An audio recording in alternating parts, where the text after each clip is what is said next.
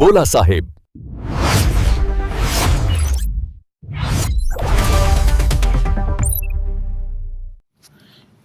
येवती गावातील शासकीय जागेवरील अतिक्रमण निषेधार्थ गुरुवारी सकाळी 9 वाजल्यापासून आमरण उपोषण सुरू आहे.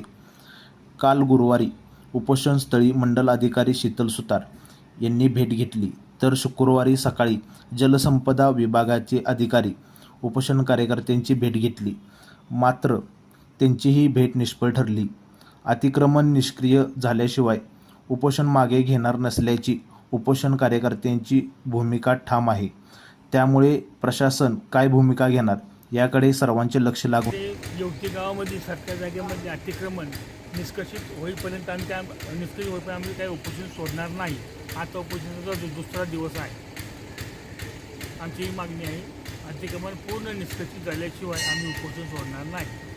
किती दिवसापासून या गोष्टीचा लढा देतात अतिक्रमण विरोधात? अतिक्रमण विरोधात किमान 7 महिन्यापासून तक्रार चालू आहे. शासनाच्या वतीनं काय आश्वासन देण्यात आलं? शासनाच्या वतीने आश्वासन देण्यात आलेलं आहे की आम्ही चौकशी करतो, जागा निश्चित करतो, शासनाची आहे का कोणाची आहे, गावाची आहे, त्यानंतर निर्णय देऊ.